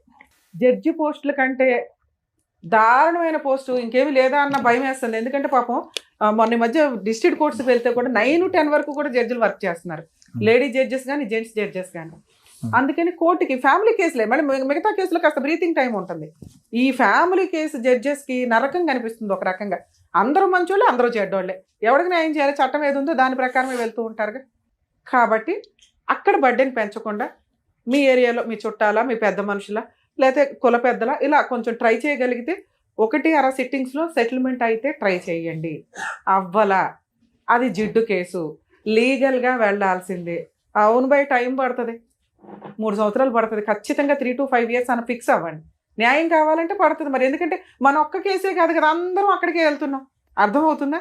కాస్త నిజాయితీగా చేసే అడ్వకేట్లు ఎవరైనా ఉంటే రీజనబుల్ ఫీజులకు తీసుకొని కూడా చేస్తారు. మీకు పని అదే తెలియలే. ఎక్కడికి వెళ్తే ఎలాంటి న్యాయం జరిగిద్దో మీకు తెలియకపోవడం అనేది ఇప్పటిదాకా జరిగింది. ఈరోజు అది తెలియచేస్తాం. మీరు కరెక్ట్ డెసిషన్ తీసుకోవడానికి, ఆలోచన విధానం మార్చుకోవడానికి ఈ స్టేజ్ మీకు పర్ఫెక్ట్గా ఉపయోగపడుతుందని నా ఉద్దేశం. గ్రాండ్గా పెళ్ళిళ్ళు చేస్తున్నారా? ఆడపిల్ల పెళ్ళి 1000 మందికి పెట్టామండి, 5 లక్షలు పెట్టి వీడియోగ్రాఫర్ ఫోటోగ్రాఫర్ని పెట్టామండి, 10 లక్షలు పెళ్ళికే భోజనాలకే అయినాయి, సామాన్ ఇచ్చి పంపించాం. ఇవన్నీ గోడకేసిన సున్నం. మీ రేంజ్ ఎంతో అంతే పెట్టండి. జీవితంలో ఒక్కసారే కదా పెళ్ళి అంటే ఆ పెళ్ళే నిలబడట్లా. మీకు ఫోటోలు వచ్చేసరికి అయిపోతుంది. ఇక్కడ పేరెంటాలు గ్రాండ్గా వచ్చి 1000 మంది తినేళ్ళారు, ఉపయోగం ఏముంది? అవన్నీ అబ్బాయి ఇస్తాడా? అబ్బాయికి ఏం పని? మేడం వాళ్ళు ఆ రేంజ్లో పెట్టమన్నారండి భోజనాలు, అందుకే పెట్టాం. అప్పుడు 50-50 అడగండి. మీకు మీ అమ్మాయి సెలబ్రేషన్స్ గ్రాండ్గా ఉండాలంటే మీ సొంత ఖర్చులతో మీరు పెట్టుకుంటున్నట్టే లెక్క తప్ప మీరు ఎట్టి పరిస్థితుల్లో వాటిని వాళ్ళ దగ్గర నుంచి క్లెయిమ్ చేసుకుందామంటే కుదరదు. వేస్టేజ్ ఆఫ్ ఇది. చట్టం ఏం చెప్తుందో తెలుసా?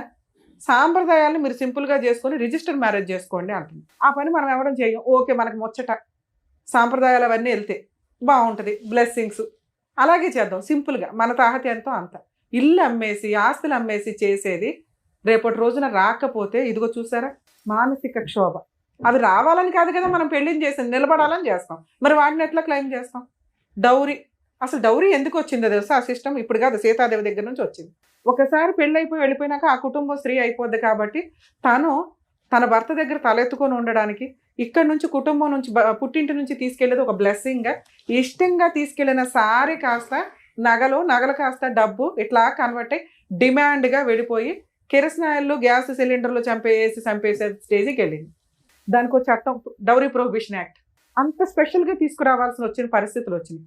ఈ రోజున ఎవరన్నా డౌరీ అడిగితే దయచేసి పెళ్ళిళ్ళు చేసుకోకండి. లేదు మేడం మా ఏరియాలో సాంప్రదాయం, మీరేం తీసుకెళ్తారో అది మీ అమ్మాయి పేరు మీదే, అది ప్రాపర్టీలు అయినా క్యాష్ అయినా ఏదైనా గోల్డ్ రూపంలో తీసుకెళ్తుందా, ఇంతే. అలాగే శాలరీస్ ఒకటి చాలా డిస్ప్యూట్ నడుస్తున్నాయి ఈ మధ్య. ముందే మాట్లాడుకుంటే అమ్మాయి శాలరీ ఏం చేయాలి, తన అకౌంట్లో పెట్టుకుంటుందా, వాళ్ళ పుట్టింటికి పంపిస్తుందా, ఇద్దరు కలిపా. అమ్మాయి శాలరీ వచ్చి అమ్మాయి పక్కన పడుకొని ఓ ఇద్దరు పిల్లల్ని కానీ ఇట్లా ఉండవు. అమ్మాయి సంపాదిస్తుందంటే ఈక్వల్గానే మాట్లాడుతుంది, నచ్చితేనే అలాంటి అమ్మాయిని పెళ్లి చేసుకోండి. ఇక మీ కేసు విషయానికి వస్తే సార్, పెద్ద మనుషులు చేయలేదు అనకండి, ఎందుకంటే పెద్ద మనుషుల దగ్గర 1-2 సార్లు మనం వెళ్ళాలి, చాలా ఖర్చులు అవుతాయి. అడ్వకేట్ కంటే ఎక్కువ ఖర్చులు అవుతాయి, మీకు ఆ సంగతి తెలుసు, ఫేస్ చేశారు. కాకపోతే మీ కోరిక ఏంటంటే ఫాస్ట్గా అయిపోద్దేమో, కోర్టుల చుట్టూ వెళ్తే టైం వేస్ట్ అన్న ఒక ఉద్దేశంతో మీరు మేబీ ఈ డెసిషన్ తీసుకొని ఉంటారు, కరెక్టే. కానీ 1-2 సార్లకి ఫెయిల్ అయింది. ఏ పెద్ద మనిషి అయినా, ఏ లాయర్ అయినా, ఏ కోర్టు అయినా ఆర్డర్స్ ఇవ్వగలదు తప్ప గుంజి తీసుకురాలేదు. అలా ఇవ్వలేనప్పుడు ఏం చేస్తారు, జైలుకి పంపిస్తారు. జైలుకి వెళ్ళటం అనే ఒక భయం ఉంది చూసారా, దాంతోటే సెటిల్మెంట్లు అవుతాయి. 1. 2, ఆస్తులు ఉంటే వారసత్వపు ఆస్తులు కానీ వాళ్ళ పేరు మీద ఆస్తులు కానీ, అరే నువ్వు ఇవ్వ మాకు, నువ్వు జైలు పో, నీ ఆస్తిని నేను క్లెయిమ్ చేసి ఆ పిల్లకి ఇప్పిస్తా అని అంత డెసిషన్ తీసుకోగలిగే కెపాసిటీ ఉన్నది కోర్టుకు మాత్రమే. ఇతను పెద్ద మనుషుల దగ్గర ఒక వైట్ పేపర్లో రాసిచ్చాడు క్లియర్గా 8 లక్షలు ఫుల్ అండ్ ఫైనల్ సెటిల్మెంట్ అని. దీనికి ₹1 పెరిగిద్దే తప్ప ఇప్పుడు తగ్గదు. ఓకే, ఆ రోజుల్లో 8 లక్షలు ఆ రోజే ఇచ్చుంటే మీరు ఎక్కడైనా ఇన్వెస్ట్మెంట్ పెడితే అది ఇప్పుడు 15 లక్షలు 20 లక్షలు అయ్యేది. ఆ రోజు అతను ఇవ్వలేదుగా. ఇందాక మిమ్మల్ని ఎందుకు అడిగానంటే అంత కెపాసిటీ అతనికి ఉందా లేదా అని. ఉంటేనే రాసి ఉంటాడు, లేదు ఆస్తులు ఉందన్నారు, ఆస్తులు అటాచ్మెంట్ చేసుకోవచ్చు. మరి ఇప్పుడు రమ్య గారు మాట్లాడేసి ఏమైనా చేయగలరా అంటే, ఇప్పుడు రమ్య గారు సారు మేము మాట్లాడితే ఎలా ఉంటుందంటే, పొల్లయ్య మాట్లాడాడు, ఎల్లయ్య మాట్లాడాడు, వెంకయ్య మాట్లాడాడు, ఇప్పుడు రమ్య గారు మాట్లాడారు, యూజే ఉంది. కానీ మీ స్టేజ్కి అది సెట్ కాదు. ఇప్పుడు మేము మాట్లాడడం వల్ల ఈ 5గురు లిస్టులో 6వ వాళ్ళ కింద మేము యాడ్ అవుతాం. మీరు ఆ గోవు ఎట్లా పగల కొట్టాలంటే లీగల్గానే కరెక్టే. మీరు అడ్వకేట్ని పెట్టుకోలేరు. పోలీస్ స్టేషన్ కేసు మీకు చాలా స్ట్రాంగ్గా రాశారు, ఈచ్ సెక్షన్స్ అయిపోయినాయి పర్ఫెక్ట్గా. ఆ అమ్మాయికి కొట్టినవి కానీ ఎమ్మెల్సీ రిపోర్ట్స్ని బేస్ చేసుకొని డౌరీకి సంబంధించి, మెంటల్ ఫిజికల్ హెరాస్మెంట్కి సంబంధించి అన్ని సెక్షన్స్ పెట్టారు. అంటే మీ పోరాటం బాగుందో లేకపోతే మాలాగా వాళ్ళు నమ్మారు, నిజమే కాబట్టి పోలీసులకి తెలుస్తుంది. కానీ ఎంత చేయగలరో అంతే చేయగలరు, మిగతాది మనం చేసుకుంటూ వెళ్ళాలి. పెద్ద మనుషులు వద్దు, ఇంకెవరు వద్దు, అయిపోయింది. వాళ్ళందరూ అలవాటు అయిపోయారు. అతనికి 3 ఏళ్ల నుంచి అతనికి కొమ్ములు కూడా వచ్చేసింది, నన్ను వీళ్ళు ఏమీ చెయ్యలేరు, అరే బాబు మేమేం చేయలేం, చట్ట ప్రకారం జరిగిన రోజుకే న్యాయం జరిగింది. ఈ ఆశలు వదిలేసుకోండి. ఫస్ట్ మీరు నేను చెప్పినట్టు కోర్టులో వేయండి, 2 yearsలో వాడు సెటిల్మెంట్కి రాకపోతే అడగండి. అదేంటి మేడం మీరు ఫోన్ చేస్తే అయిపోద్ది కదా, అవ్వదు. ఎందుకంటే ఇదే ఫస్ట్ అనుకోండి, సెకండ్ అనుకోండి, మేము మాట్లాడితే అరే బాబు తర్వాత లీగాలిటీ ఉందనే భయం. ఇప్పుడు అతనికి అది లేదు, వీళ్ళు ఏమీ చేయలేరు, మేము దాక్కున్నాం, ఎక్కడ దొరుకుతారు, కోర్టులో వేసుకుంటే దొరుకుతారు. అర్జెంటుగా అయిపోవాలనేది మీ కేసులో అవ్వదు. కొంచెం దీనికి ప్రిపేర్ అవ్వండి. ఇల్లు గడవాలి, ప్రశాంతంగా ఉండాలి. మనకి ఇప్పటికిప్పుడు కోటేశ్వరంలో ఏమో అవ్వవసరం, ఈ డబ్బులు ఎక్కడ పోవని నేను చెప్తున్నా. నేను మాట ఇచ్చానంటే అది 100% జరిగింది, మీరు టెన్షన్ పడకండి ఫస్ట్. కాకపోతే రమ్య గారు ఏమంటున్నారు, 2 years పడుతుంది అంటున్నారు. ఆ 2 yearsకి ఏం చేయాలి సార్? మీరు FIR ఇచ్చారు, యాక్చువల్లీ నాకు ఇప్పుడు సెట్ చేయడానికి కుదరలేదు, ఛార్జ్ షీట్ అయిందా లేదో చూడండి. సూపర్గా 7 members మీద పెట్టారు. 7 members మీద ఛార్జ్ షీట్ అయ్యిందంటే ఇవాళ కాకపోతే రేపైనా వాళ్ళు సెటిల్మెంట్కి రావాల్సిందే. ఎందుకంటే మీకు ఇది సగం వరకు పోలీసులు చేశారు, మిగతా సగం పబ్లిక్ ప్రాసిక్యూటర్ ఉంటారు. ఆ కేసుకు కూడా మిమ్మల్ని పిల్లలు మీ అవసరం ఉంటే తప్ప. సో మీ తరపున ఫ్రీగా కేసు బ్యాక్గ్రౌండ్లో నడుస్తూ ఉంటుంది. మీకే కాదండి, ఎవరికైనా కానీ 498 కేసుల్లో అడ్వకేట్స్ రిక్వైర్మెంటే లేదు. అడ్వకేట్లు ఎందుకు అంటే డ్రాఫ్ట్ ప్రాపర్గా రాయడం కోసమే. వీళ్ళు ఆల్రెడీ పెట్టేసుకున్నారు కాబట్టి సగం వరకు పోలీసులు చేస్తారు. వన్స్ కోర్టుకు వచ్చినాక ఛార్జ్ షీట్ ఫైల్ అయినాక దాంట్లో పబ్లిక్ ప్రాసిక్యూటర్ ఉంటారు, విక్టిమ్ తరపున, డిఫాక్టో కంప్లైనెంట్ తరపున. అక్యూజ్డ్ 7గురు మీద అడ్వకేట్ ఫీజులు ఎంత అవుతాయో తెలుసా? అది వచ్చిన రోజు మీ దగ్గర సెటిల్మెంట్ స్టార్ట్ అవుతుంది. దానికి 7గురికి షూరిటీస్ కట్టే రోజు కనీసం 15,000 చెప్పిన 2 షూరిటీలు, అర్థమవుతుందా? 1,40,000 కోర్టుకు కట్టే రోజు మీతో సెటిల్మెంట్ స్టార్ట్ అవుతుంది. అప్పుడు అవ్వలేదా? పోనీ వాళ్ళకి ఎవరో అడ్వకేట్లు దొరికి మనం గెలిచేద్దాం ఎరగదీద్దాం ఏదో చెప్తారుగా, ఒక స్టేజ్ వరకే, అవన్నీ ఫేక్. ఒక స్టేజ్ తర్వాత సెకండ్ మ్యారేజ్ మీ దగ్గర పూర్తి ఎవిడెన్స్ ఉంది, అడ్డంగా జైల్లో వేస్తారు జడ్జి, ఎమ్మెల్సీ రిపోర్ట్ ఉంది. అంత స్ట్రాంగ్ కేసు పెట్టుకొని ఇలా వీక్ గా మాట్లాడితే అట్లా?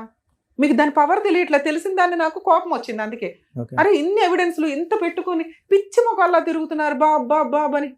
నో, మీరు దగ్గర 15 lakhs 20 lakhs వస్తే సెటిల్ చేసుకోండి, లేకపోతే ప్రాపర్టీ అటాచ్మెంట్. ఇంకొక కేసు చెప్తాను సార్, మీరు ఎక్కడైతే ఉంటారో అక్కడ సఖీ కేంద్రాలు అని ఉంటాయి. డొమెస్టిక్ వైలెన్స్ కేసు మీరు ఎంత వేస్ట్ చేశారంటే, ఆ ఒక్క కేసు అమ్మ చెప్తున్నాం ప్రతి ఒక్కరికి గోరు ముద్దలు పెట్టినట్టు, మెయింటెనెన్స్ కేసులు ఇవి ఇన్ని అవసరంలా. ఒక్క డొమెస్టిక్ వైలెన్స్ కేసు ఒక చిన్న ఫ్రూట్ బాస్కెట్ అనుకోండి, నానా రకాల ఫ్రూట్స్ అందులో ఉన్నట్లే ఇది ఒక 5 కేసులతో సమానం. ముందు అందులో ఇంటీరియర్ మెయింటెనెన్స్ నెలకి 30,000 40,000 కావాలని వేయండి. ఫిజికల్ అటాక్ ఇవన్నీ జరిగినాయి కాబట్టి పనిష్మెంట్ కాంపెన్సేషన్ 40 lakhsకి వేయండి. ఎందుకంటే ఆ కేసుకి అంత వర్త్ ఉంది. ఎంత ఇస్తారని జడ్జి ఇష్టం, తను అంత డిమాండ్ చేయొచ్చు. అందులో 8 to 10 lakhs అబ్బాయి యాక్సెప్ట్ చేసిన డాక్యుమెంట్సే ఉన్నాయి. నెక్స్ట్ మీ పెళ్లివి మీరు పెట్టిన సామాన్లు కలిపి కూడా కోర్టు ఆర్డర్ చేస్తారు. ఇది కాంపెన్సేషన్, అది marriage expenses, mental physical harassment అన్ని కలిపి నేను 40 lakhs అని చెప్తున్నాను. ఇది ఎక్కడ అంటే సఖీ కేంద్రానికి వెళ్ళి మీరు పోలీస్ స్టేషన్లో ఎలా అయితే బిహేవ్ చేస్తారో అక్కడ అలా బిహేవ్ చేస్తే government free legal aid provide చేస్తారు. అక్కడి నుంచి మీకు అడ్వకేట్. ఈ 2 వేసి మీ పని మీరు చేయండి.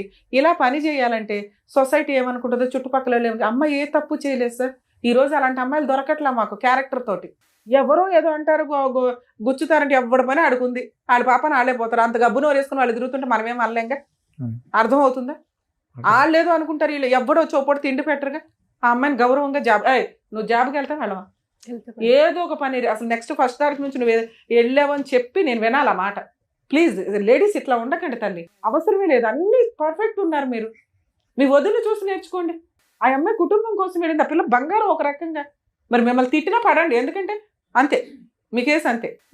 మీరు జాబ్కి వెళ్ళండి, మీకు తగ్గ మంచి వ్యక్తి రాసి పెట్టే ఉంటుంది ఎక్కడో అక్కడ. కానీ వీడంతా తేల్చండి ఫస్ట్, ఇది నా కోరిక. ఇక సఖీ కేంద్రం మీరు ఎక్కడ ఉంటారో చెప్తే ఆ అడ్రస్ నేను చెప్తాను. అంటే ఎక్కడికి వస్తుంది? సిటీ సివిల్ బాలాపూర్ పక్కన. అయ్యో బాబు, మీకు సరూర్ నగర్ ఉమెన్ పోలీస్ స్టేషన్కి వెళ్ళి ఉంటారుగా, వాళ్ళని అడిగితే కూడా చెప్తారు సఖీ కేంద్రం. దాంట్లో సఖీ కేంద్రం ఫోటో ఉంది కదయ్యా, సఖీ అని ఫోటో తీసే సఖీ కేంద్రం కనుక్కుంటాను అంటున్నా. ఒకవేళ వెళ్తేనా ఒకసారి ప్లీజ్ వెళ్ళండి.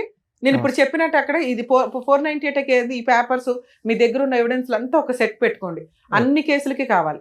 సో ఆ కేసుతో కూడా మ్యారేజ్ ఫొటోస్, వెడ్డింగ్ కార్డు, అమ్మాయికి సంబంధించింది ఈ FIR కాపీలు, ఇక్కడే కంప్లైంట్ లో చెప్పారు అవి చెప్తూ ఇందాక నేను చెప్పిన డిమాండ్స్ అడగండి, ఫ్రీ అడ్వకేట్ని అడగండి. 100% ప్రొసీడింగ్స్ ప్రకారం మీకు 100% 15 lakhs అన్న సెటిల్మెంట్ అవుతుంది. ఇప్పుడు నేను చెప్పిన వేలో మీరు ఫైట్ చేస్తే మీ ఫైటింగ్ మీరు చేయండి. ఇన్ కేసు ఒక 1.5 yearకి ఏదైనా తేడా వస్తుంది, షో నడుస్తూనే ఉంటుంది మీ అందరి కోసం. ఓకేనండి, sir madam thank you so much. మరి ఇంత గ్రాండ్ గా పెళ్లి చేసిన తర్వాత మరి ఇంతలా మోసం చేస్తారనేది నేను నిజంగా చూడడానికి వినడానికి చాలా షాకింగ్ గా ఉంది. అలాంటి వాళ్ళకి ఎలాంటి పనిష్మెంట్ ఇస్తే బాగుంటుంది అండ్ వీళ్ళకి ఎలా న్యాయం జరిగితే బాగుంటుందో చెప్పినందుకు థ్యాంక్ యూ సో మచ్. మరో కథతో మళ్ళీ కలుద్దాం.